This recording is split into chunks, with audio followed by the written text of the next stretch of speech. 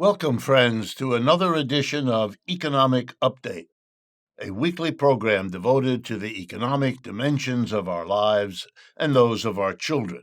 I'm your host, Richard Wolff. Today's program is devoted to a very old, a very perennial, and a very urgent topic for right now. I'm talking about the debate, the struggle between reform and revolution. Whenever societies are in stress, when basic problems have risen to the level of crises, like now, but has often happened also in the past, this issue, called do we respond by reform or do we respond by revolution, comes to the fore. About 100 years ago, the leader of the German socialist movement, very strong at that time as a movement, a Polish woman named Rosa Luxemburg, wrote a famous pamphlet titled Reform versus Revolution, because that was the issue in front of the socialists of her time, right after the First World War in particular. And it has resurfaced over and over again. And I'm talking about it with you because by looking at how it's been in the past, we can understand how it has become yet again, right now, the issue for us, you and me.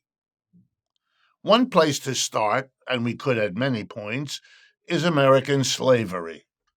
You know, at the time of the American Civil War, middle of the 19th century, we had had a growing debate over the question of slavery. The southern states allowed, provoked, paid for, embraced, endorsed slavery, and the northern states did not.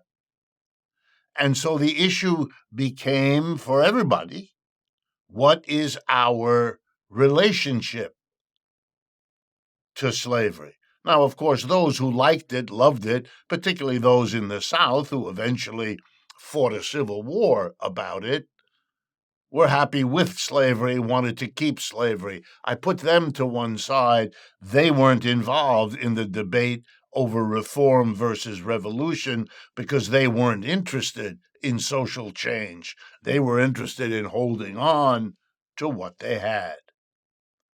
But let's take a look at those who didn't like slavery, who wanted to do something about it. The reformers were those people who reacted to slavery by wanting to reform it. That's why they were called reformers. And here's what they meant. Slaves should not be bought and sold in ways that separated parents from children, or husbands from wives, or siblings from one another. In other words, you could have a slave, the reformers said, but there are limits, there are rules, there are things you shouldn't do and things you should do to make slavery less onerous, less awful. Slaves should be clothed properly. Slaves should be housed adequately. Slaves should be fed decently. These were demands reformers made. Well, then what were the revolutionaries? The revolutionaries were the ones who said, you must go much beyond adequate food, clothing, shelter, treatment of slaves. For the revolutionaries, the problem was slavery itself. What they wanted was abolition, the end of it. Now, for most of the years leading up to the Civil War, most of the conversation was about reforming. That was thought as far as you could realistically go, even in the North. Those in the North who felt revolutionary was the response, end of slavery, were in the minority. They're remembered by names like John Brown and others who fought for and advocated the end of slavery. The reform versus revolution issue came to a head with the war, when the North and the South went to war in the American Civil War. And very quickly it became clear to the then President of the United States, Abraham Lincoln, that to win that war, one important step was to end slavery. Lincoln took the revolutionary path. And the document that forever showed that was called the Emancipation Proclamation. It declared that slavery was illegal. The 13th Amendment to the U.S. Constitution made slavery illegal in the United States anywhere and everywhere except inside prisons. A very debatable decision that was made, which if we had a lot of time, I would talk to you about. But there was a case in which the revolutionary option was taken. And just so no one misunderstands, it was quite an extreme act. Remember that African American slaves were widespread in the American South. Millions of people had spent money to buy slaves. That was their wealth. They may have had a piece of land, they may have had some farm animals, but they also owned slaves. That's what slavery means. So that the Emancipation Proclamation deprived Southerners, white people, of their property without compensation. The government didn't say, we're taking your slave away from you and here's money instead. They just said, your slave is now free to go. You don't own him anymore. And there's nothing legally you can do about it. That's what the Emancipation Proclamation made the law of the land. That's a revolutionary act. I want to now jump to a different example where reform won, and then you'll see how that comes and shapes our situation now, here in the United States. The example I'm taking is the Great Depression, the 1930s. Let's remember that was a period of strife. It wasn't about masters and slaves, because that problem had been ended in large part by the Civil War and the Emancipation Proclamation. No, in the 1930s, it was about a great struggle between employers, or capitalists, if you like, and employees, or workers, if you like. Maybe even if you don't like. And the problem was that the capitalists who hired workers fired them as well. And they fired lots of them, starting in the great crash of 1929. And by 1933, the unemployment rate in the country was 25%, 5 or 6 times what it is now. And in that crisis, with hungry, desperate, unemployed people, let's remember in the early 30s, there was no such thing as unemployment compensation. There was nothing taking care of elderly people kicked out of their jobs. There was no Social Security.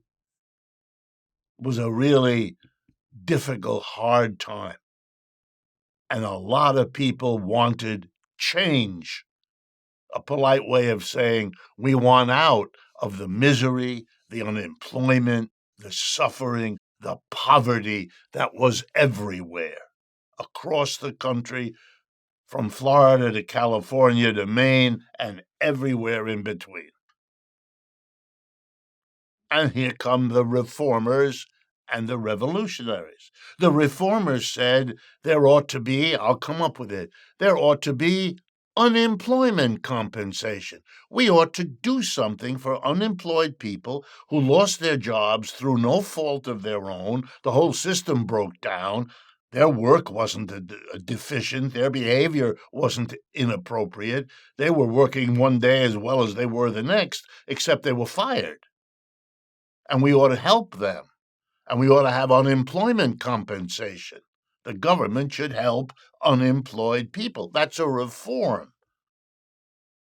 We should also have a minimum wage. It shouldn't be possible for a man or a woman to work all those hours and get paid so little that they can't live. There has to be a minimum. The employers won't recognize a minimum.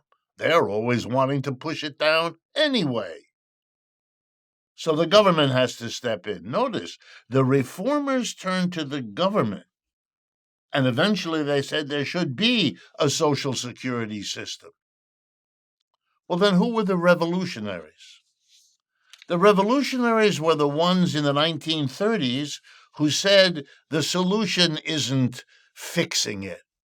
Because this was their best argument, even if you fix it, if you have a minimum wage, if you have unemployment compensation, if you have Social Security, if you get it from the employer by asking for it, then you leave the employer in the position to take it back when and if they can. What you need, here we go now, was a revolutionary situation. Something that could not be undone afterwards. And what would that be? Well, they all pointed in those days to the Soviet Union, which had had a revolution back in 1917, and that was only 13 years before the 1930s started, so it was in everyone's mind. We don't want the government to tell corporations they should pay a minimum wage. They'll get out of it. We want the government to take over. That became the revolutionary idea. The government would take over the enterprises to make sure that people weren't unemployed, to guarantee a job, to guarantee a minimum pay so that no one would ever again be a poverty-stricken person. No one. And to make sure that there was a pension for everybody and so on. The government would come. That was the revolutionary situation.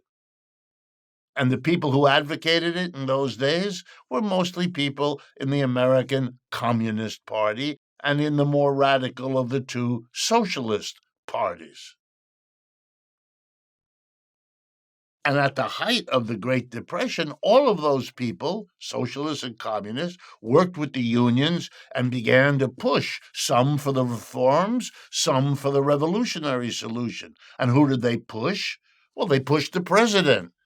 At that time, Franklin Roosevelt, just like the anti-slave reformers and revolutionaries had pushed the earlier president, Abraham Lincoln. But Roosevelt went the reformist route, not the revolutionary. He established unemployment compensation. He established a minimum wage. He established Social Security, all of which we had never had before. And he went one further, government jobs. 15 million unemployed Americans got good jobs, working for the federal government, earning a decent income. They went the reformist route, but that meant the revolutionaries were dismissed. They were pushed out of the story. Their proposals were not accepted. And what would they have proposed? The government take over, if you like, the Soviet solution. We've come to the end of the first half of the show. In the second, I'm going to take those two examples and apply them to the United States under Trump right now. Before we jump into the second half of today's show, I wanted to thank you for your very generous response to our fundraising efforts this year, and in particular in the last couple of months. And in part responding to that, we are extending the availability of our limited edition linen-covered hardcover version of Understanding Capitalism, the book I wrote and that we have been making available now for quite a while. If you are interested, I will be signing copies of that hardcover, and they will be available to you as they have been over the last few weeks. Just simply send an email to us at info@democracyatwork.info and put in the subject line limited edition. We will send you all the information you need to order and receive your copy, signed copy, of Understanding Capitalism in its hardback. And thank you again for your kind attention to the fundraising dimension of what we do. Welcome back, friends, to the second half of today's economic update. We're talking about reform and revolution. We've given the examples of slavery and the Great Depression. Now let's take a look at the last 75 years since the Great Depression was over. The most important economic reality of the last 75 years here in the United States has been the undoing of the reforms carried out by Franklin Roosevelt under the pressure of the socialist, communist, and labor movements of the United States. That's been our number one economic reality. The business community had been horrified by those reforms. Because remember, who paid for Social Security, unemployment compensation, who had to pay the minimum wage that was established, and who had to fund paying all those people getting government jobs? The answer, the business community. The wealthy people of America and the corporations that make them wealthy, the top 10% that own 80% of the shares, they were taxed heavily, and they had to lend money to the government, whatever money they didn't get lost by taxation.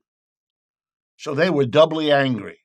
All of this effort by the government to help the mass of people at their expense. So they went to work to undo the New Deal. They stopped government hiring of those millions of people, got rid of that. They nibbled away at unemployment compensation. They nibbled away at Social Security. From being a basic way people could live, it's now a support, but only poor people actually live only on Social Security. It's too small, so they've cut back.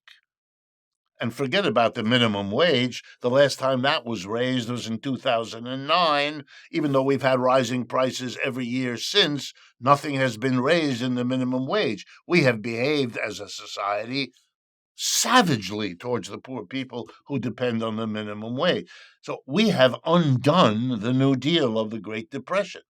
It turned out that the corporations who had to pay for it and the rich people who had to pay for it got together and went to work to undo the reforms. And they have largely succeeded. That's what the Republican Party's number one priority has always been. Change the tax laws, change the inheritance laws, do everything necessary for corporations and the rich to re-establish their absolutely dominant position relative to a mass of people who have economic problems all the time.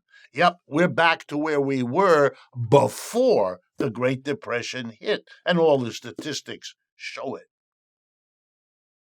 And there's a lesson for us here. Reformers are the people who want to make a system work better for average people. They do. They're sincere. They mean it. But they don't want to take the step that might guarantee it. Let me go back to the slave example. Giving the slaves rules, establishing laws in slaves' societies. You must feed, clothe, shelter, and so forth in these minimally decent ways, it's like the reforms of the Great Depression. They can be taken away if you leave the master-slave relationship, because the master has every incentive to undo the reforms that strugglers were able to squeeze out of them in the first place. The employers of the Great Depression had every incentive, namely their profits, to undo the taxes they had to pay, the money they had to lend to the government, and so on. They didn't want this. They wanted the government to work for them, and they didn't want to have to pay for it. And so they undid the reforms. Okay, now we come to our situation here and now. The United States succeeded in the aftermath of the Great Depression in ruling out revolution. Revolution was associated with the evil Soviet Empire. The government was very bad. The government was intrusive. The government was dictatorial. All ways to suggest don't go anywhere near where those revolutionaries are. So all that the Republicans and Democrats debate are reforms. Each of them has some reforms they want and some reforms they don't, but the unspoken agreement between them is never to suggest anything that might look, smell, taste, or seem to be revolutionary.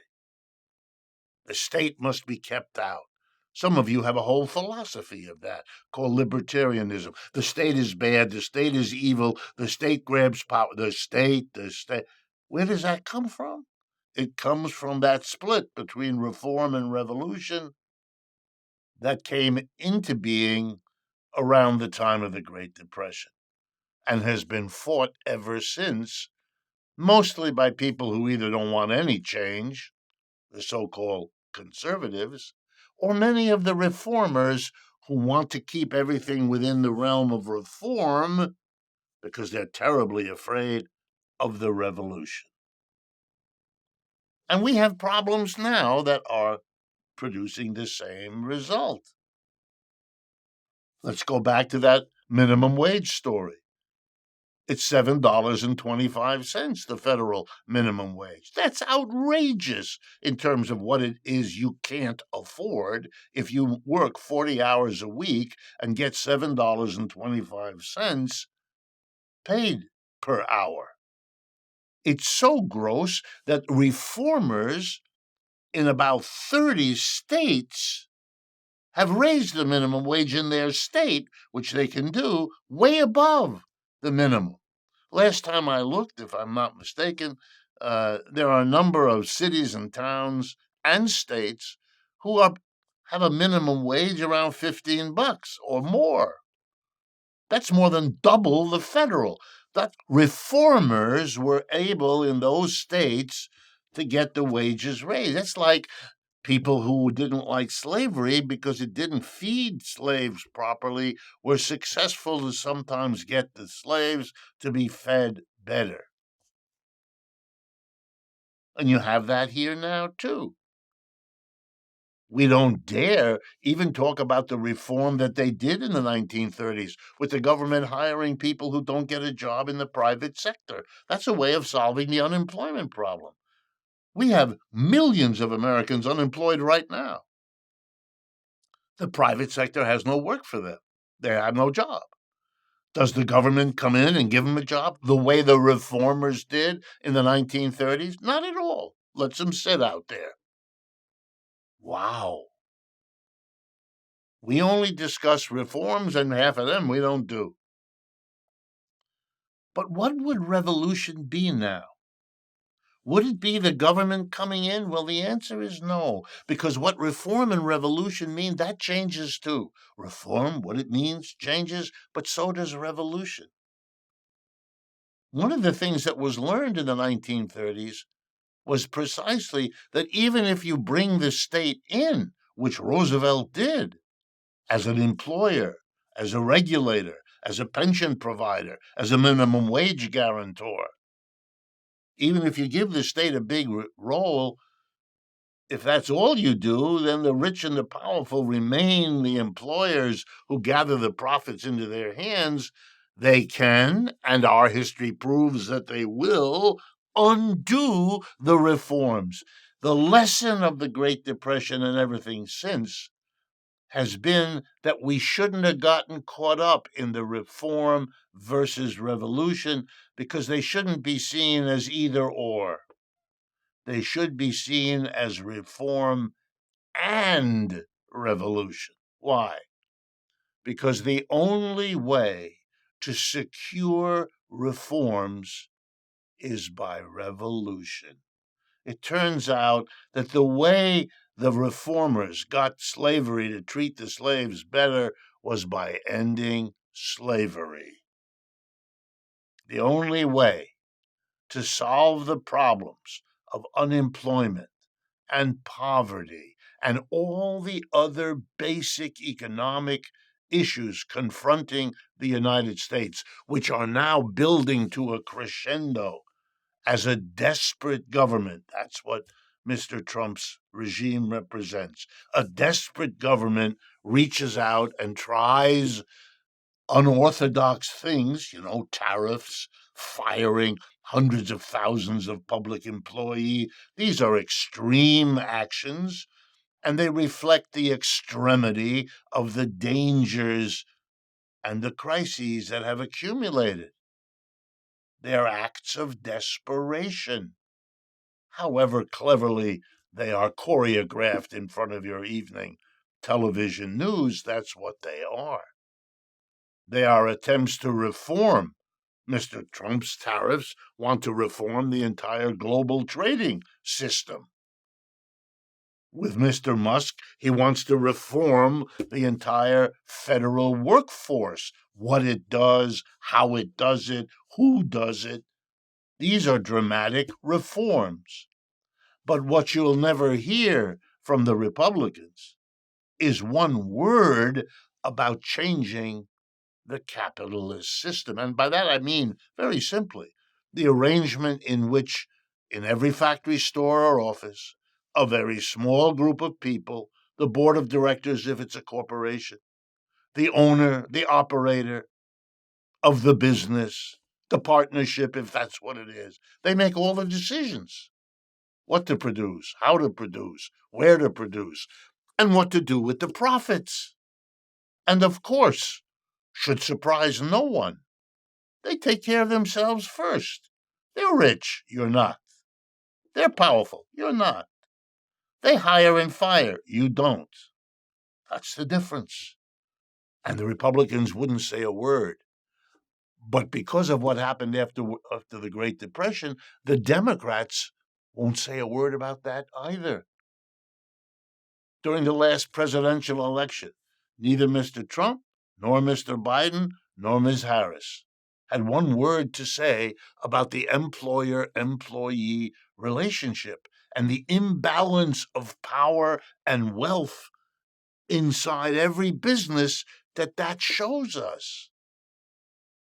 You want there not to be an abuse of the mass of working people, then you're going to have to face it. They're going to have to be in charge. If you don't want masters to abuse slaves, you've got to end slavery. If you don't want employers to abuse employees, you've got to end that relationship. You've got to make the enterprise a collective, democratically owned and operated institution. Then, when the people run it together, they're not going to give one guy $400 billion and everybody else wonders how they can pay for their kids' college education, right? Those kinds of results plunge us back into what Rosa Luxemburg wrote about, reform or revolution. But in the 100 years since Rosa wrote, and we learned so much from her, one of the deepest lessons is to not get caught again in the either or. You need a revolution because it's the only way to secure the reforms that people are willing to talk about, but are so afraid of seeing the relationship of the reforms they seek to the revolution they are so afraid of even thinking or talking about, let alone making happen. Thank you for your attention, and as always, I look forward to speaking with you again next week.